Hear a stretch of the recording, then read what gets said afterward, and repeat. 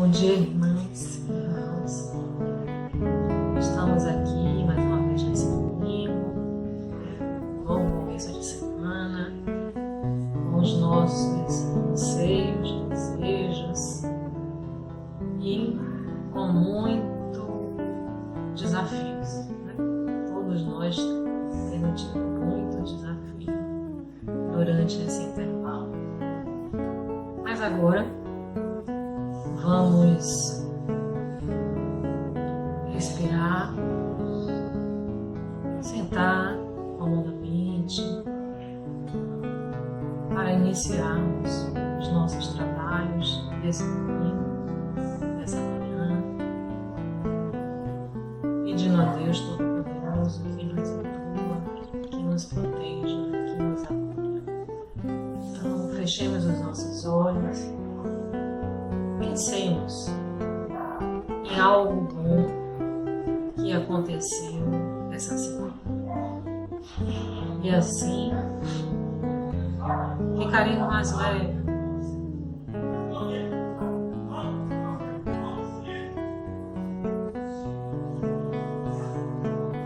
Mais tranquilos. Ao lembrarmos dessa boa lembrança que nos aconteceu durante esses dias, que com certeza aconteceu, por mais pequenininha que seja, mas essas pequenininhas têm uma significância assim fabulosa.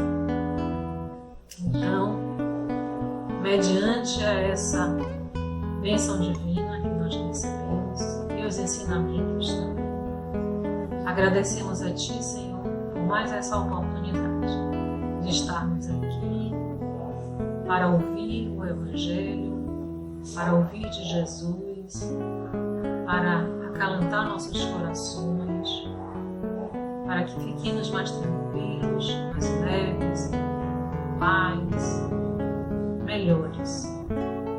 Que a graça de Deus Todo-Poderoso, em nome de Jesus, de Maria Santíssima, os benfeitores espirituais, os nossos anjos guardiões, mestres, guias e protetores, nos dê assim as bênçãos divinas, as bênçãos do alto, para a nossa paz, para o nosso bem, não só nesse domingo, mas em todos os dias de nossas vidas. É assim que agradecemos a oportunidade vindoura e solicitamos sempre muita paz para todos nós. Agora passemos para a doutrinária com o nosso irmão Leonardo. Até mais. Olá pessoas, eu sou Leonardo Silveira e hoje a nossa temática é sobre a pluralidade dos mundos. É uma temática clássica do Espiritismo e muito pertinente para o contexto de transição planetária que a gente está vivendo, a partir da perspectiva espírita. Enfim, é um prazer muito grande voltar a uma temática clássica, né? E visitar os clássicos. Vamos lá. Há muitas moradas na casa de meu pai. Como os atos dos homens são fruto do seu livre-arbítrio, carregam a marca da perfeição ou da imperfeição do espírito que os provoca. Ser-nos-á, pois, muito fácil fazer uma ideia do estado moral de um mundo qualquer, conforme a natureza dos espíritos que o habitam. O que classifica um planeta como um planeta de prova e expiação, um planeta de regeneração, planetas considerados, né, de mundos superiores, é a natureza do funcionamento dos espíritos que compõem essa orbe planetária. Ela, inclusive, ela é adaptada para dar conta das necessidades gerais e, ao mesmo tempo, específicas dos espíritos que aí estagiam em seu processo evolutivo. Existem muitas moradas porque existem vários espíritos em diversos e diferenciados estágios evolutivos. E a gente precisa um do outro para poder crescer, então nós nos reunimos coletivamente, né? Nós temos necessidades comuns gerais que nos aproximam para dar conta também das nossas necessidades específicas. E a partir desse contato do eu com nós, né, do eu com o outro e com os outros, é que nós geramos o caldo humano necessário para que hajam os deslocamentos cognitivos e emocionais necessários para que o espírito saia de uma condição existencial para outra. Existem várias moradas porque existem várias naturezas, várias necessidades espirituais. São diversas, dentro, inclusive de um mesmo grupo. Então, é uma caminhada que, ao mesmo tempo, é subjetiva e coletiva, certo? E o mundo em que cada espírito habita está adaptado para dar conta das suas necessidades espirituais para que ela cresça, né? Para que essas necessidades evoluam e alcancem um estágio evolutivo melhor. Então, essa necessidade espiritual, ela ao mesmo tempo que é subjetiva, que diz respeito a cada um de nós enquanto espírito específico, como criação específica divina, ela também, né, tem uma sombra coletiva, porque nós estamos, né, digamos, irmanados, nós estamos aproximados, avizinhados, a depender da nossa necessidade evolutiva e do nosso estágio evolutivo. Nós nos aglutinamos, nos atraímos ou nos repelimos a depender do estágio evolutivo em que nos encontramos. E esse processo é um processo duplo, que ao mesmo tempo, assim como o processo social, né, coletivo, do encarnado, é um processo que acontece nessas duas dimensões, na dimensão subjetiva específica de cada espírito e também no contexto coletivo ao qual cada espírito está fazendo parte aí, a partir de determinada natureza de mundo no qual ele está inserido.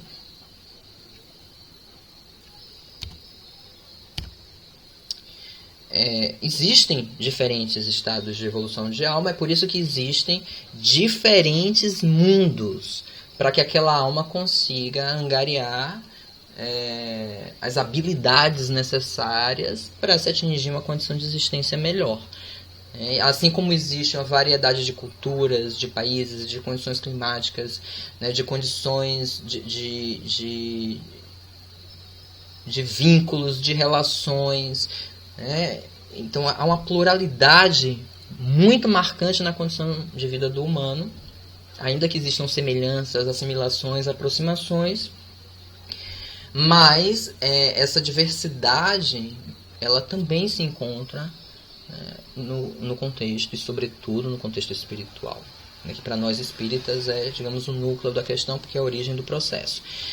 E cada processo é ao mesmo tempo subjetivo e coletivo, né, e ele está diretamente orientado, organizado, a depender da condição evolutiva, né, daqueles seres. Nos mundos inferiores ou primitivos, são mundos onde o estágio evolutivo é primário, é primitivo no sentido não necessariamente, né, no sentido pejorativo do termo, mas no sentido de uma condição de existência primária, onde prepondera as percepções primárias. Então, instinto, ainda há muita competição, né, ainda há... mas há níveis também mais primitivos de cooperação, enfim...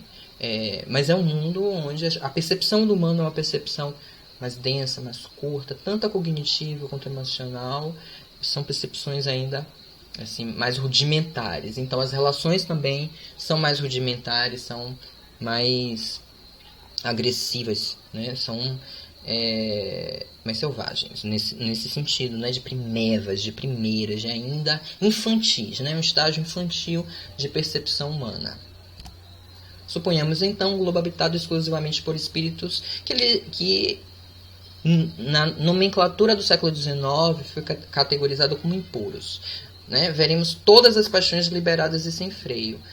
Ou seja, os espíritos mais densos, mais autocentrados, né? Que ainda estão nas faixas primárias de evolução, ainda muito mais próximo do funcionamento animal, né? Ainda de muita disputa, né, de território, de alimentos, numa condição de subsistência bem básica, bem né, primária, nas primeiras linhas, aí não tem nenhum sentido negativo, mas prepondera a lei da força, né, é o que a gente vê no funcionamento da natureza como um modo geral.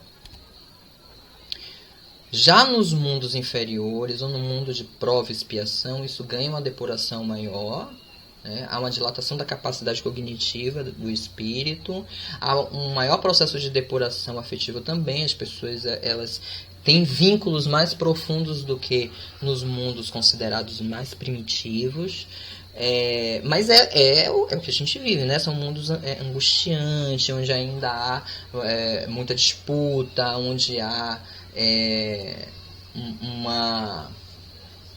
um alto índice de agressividade, de violência, né? Onde os sentimentos, né, de aglutinação, de comunhão, eles são sentimentos mesclados, né, com a disputa, com a agressividade, com a violência, com o medo.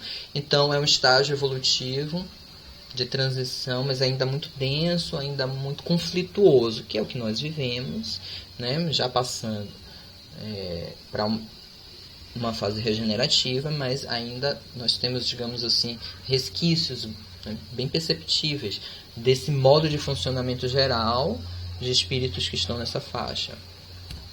Então, passemos agora a uma outra esfera onde se encontram espíritos de todas as classes da terceira ordem. Sabemos que o mal predomina, o egoísmo é sempre o móvel principal das ações, mas os costumes são mais suaves, a inteligência mais desenvolvida, não possuindo o sentimento do bem, só tendo o instinto do eu, pondo a inteligência em proveito das paixões. Então, é um estágio que nós conhecemos muito bem, onde amor e ódio estão ali de mãos dadas, né? Muito frequentes, as relações são tumultuadas, ainda há uma demarcação pouco saudável entre o eu e o outro, uma luta constante pela preponderância do eu dentro dos contextos sociais.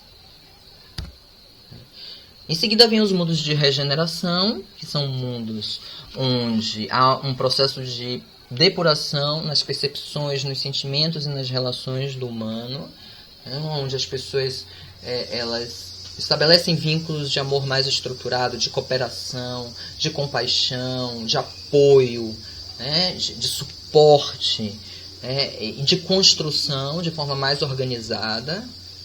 Então, continuemos nosso passeio através dos mundos e paremos neste, que nos dará um pouco de repouso, habitado somente por espíritos de segunda ordem. Que diferença! O grau de depuramento ao qual chegaram exclui entre eles todo o pensamento do mal, tudo respira benevolência e amor, aí, entretanto, não reina uma igualdade absoluta. A segunda ordem compreende vários graus de desenvolvimento intelectual e moral, então já é uma condição mista, mas que pende mais para relações mais equilibradas, onde os direitos e os deveres são mais equilibrados, relações temperadas muito mais por compreensões, percepções e sentimentos de amor, de respeito, de colaboração, do que de disputa, de subjugação, de violência. Os mundos superiores, que são mundos onde os espíritos são extremamente experimentados, né? São mundos são superiores por isso, porque os espíritos já estabelecem uma relação muito estruturada de respeito e de amor uns com os outros, de cooperação, onde há não só um grande desenvolvimento intelectual, mas há um grande desenvolvimento afetivo amoroso, né? As pessoas estabelecem relações mais estruturadas de amor e respeito, né? São mundos que de fato já estão longe dessa esfera, né, de disputa, né, de constante contradição, da necessidade de subjugar o outro. Enfim, isso já está mais sedimentado, mais estruturado, mais experimentado. São espíritos que têm uma percepção afetiva e intelectual muito mais avançada do que a nossa, porque são mais harmônicos, são mais respeitosos, né?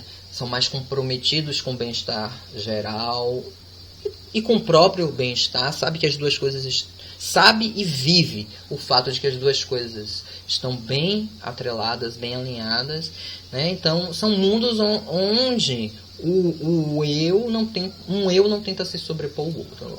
Já há uma consolidação das relações, de uma forma mais madura, onde eu sei até onde é o meu quinhão, até onde é o quinhão do outro, há uma benevolência mútua, há um desejo mútuo para que todos estejam bem, é um outro nível de maturidade relacional, mas só que muito mais estruturado.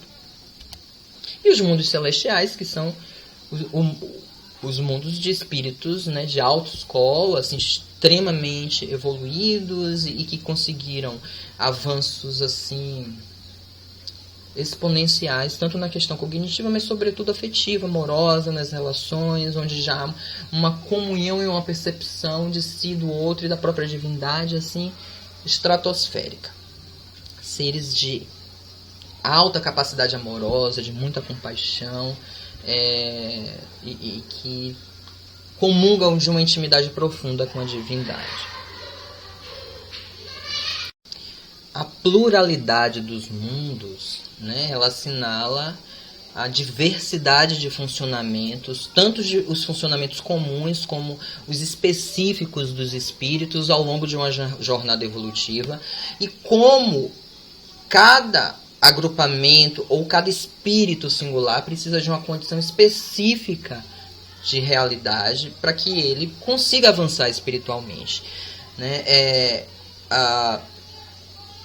Essa perspectiva de pluralidade, ela tem um contraponto em um outro aspecto do humano, que é a perspectiva de universalidade, que foi o foco da civilização ocidental, pelo menos assim, por 2000 anos, né? No mínimo por 2000 anos.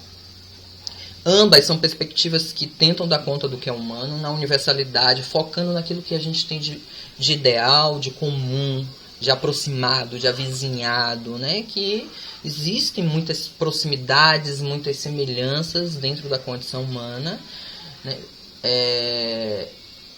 E a partir do século XX, talvez final do século XIX, né, de forma mais precisa, e início do século XX, a perspectiva de pluralidade, que dá ênfase ao que é diverso, ao que é diferente, ao que é específico dentro da condição humana, ganha, né, um aprofundamento epistemológico maior, uma ênfase epistemológica maior, para falar das especificidades, né, de cada agrupamento, de cada sujeito, de cada espírito, né, de cada faixa evolutiva, de cada necessidade de aperfeiçoamento, aprendizagem e crescimento dentro da condição humana, em seus variados estágios, culturas, enfim, tudo aquilo que nos diverge.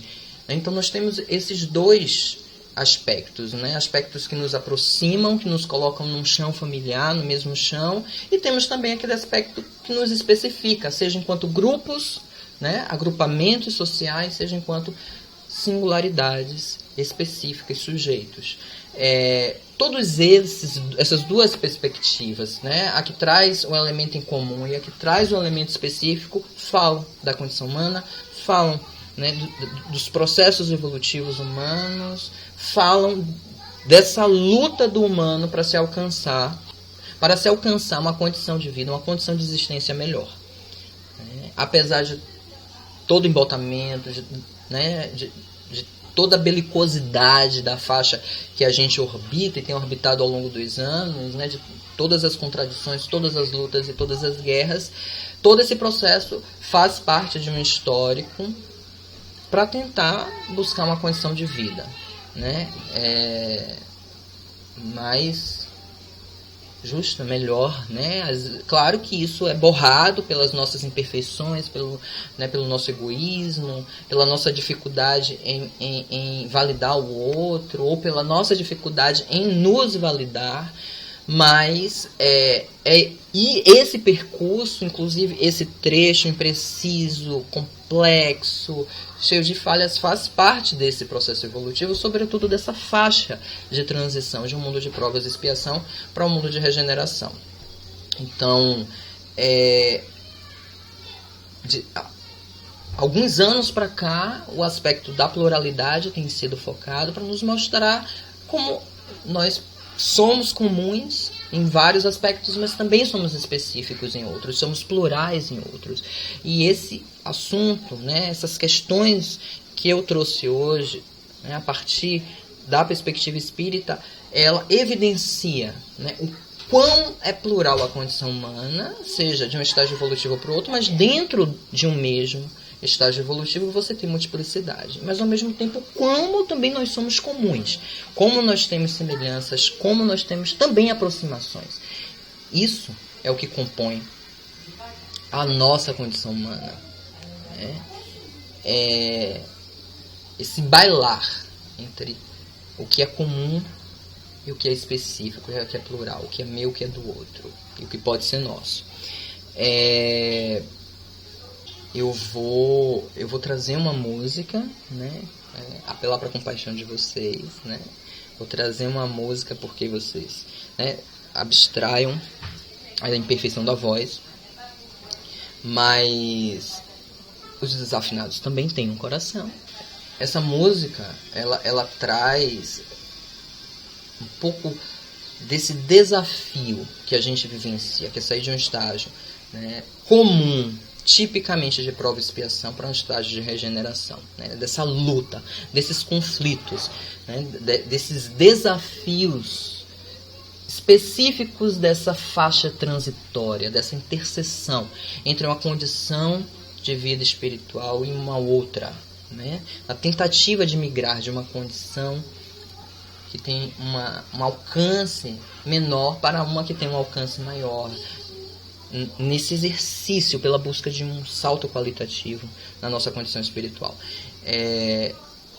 Essa música, ela fala disso, ela fala, né, dessas dificuldades, ela fala dessa luta, ela fala deste desafio que é você sair de uma condição de existência para outra, de como é duro, de como o processo é desafiador, de como não é fácil, mas que ao mesmo tempo ele pode ser preenchido por muita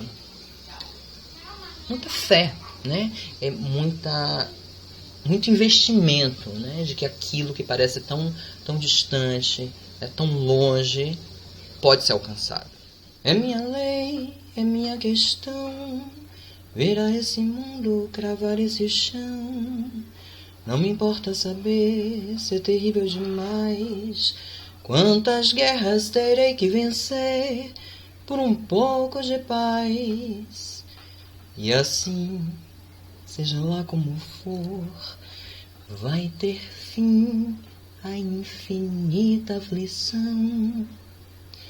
E o mundo vai ver uma flor brotar do impossível chão. A música Sonho Impossível, do Idarion, Chico Buarque, Rui Guerra, Mitley. Eu estou trazendo um trechinho aqui para que a gente possa refletir, né, sobre esse processo de transição que a gente está vivendo, onde você vive torturas implacáveis, mas ao mesmo tempo você quer romper com incabível prisão, porque aquela forma de funcionamento já não cabe mais, já não dá mais resultados, já não lhe traz mais felicidade, para que você possa voar em limites improváveis. Isso pode ser a nossa lei, a nossa nova lei, uma lei interna, que vem de dentro para fora, a nossa questão. Então virar esse mundo de dor para um mundo melhor, cravar esse chão de que é possível viver melhor, que é possível estabelecer relações melhores, né? Ainda que seja doloroso e seja difícil, ainda que seja terrível demais, ainda que você tenha que travar muitas guerras para alcançar essa condição de paz entre tantas diferenças e tantas diversidades,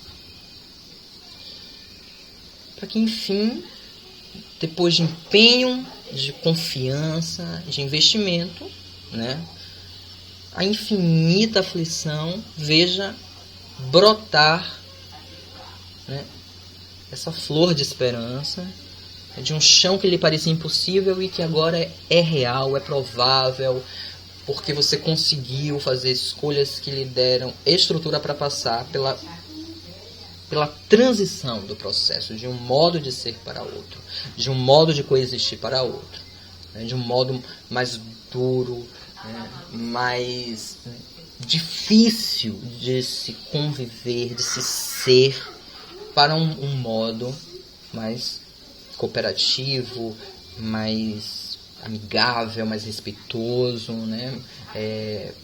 Enfim, essa trajetória, né, de uma condição ainda muito dura para uma condição, né, mais flexível, mas também estruturada, organizada, né? Não é flexível no sentido de que pode ser qualquer coisa, é uma coisa organizada, estruturada, mas as relações são mais suaves, né? Há uma divisão mais justa do que é meu, do que é seu e do que pode ser nosso.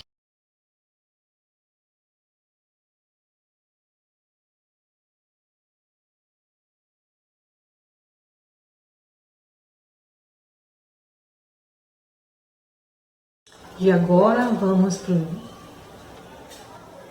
passe, os tratamentos espirituais, agradecendo ao irmão Leonardo pela palavra, pela verbalização, né? Pedindo a cada um que agora também se concentre. Aqueles irmãos que estão em tratamento mais específico, sintam-se à vontade para se deitar, colocando a sua garrafa de água, o seu copo com água, elevando a Deus as suas solicitações, os seus anseios, as suas tristezas, por que não? As suas angústias, os seus desalentos e os seus desejos, sabendo também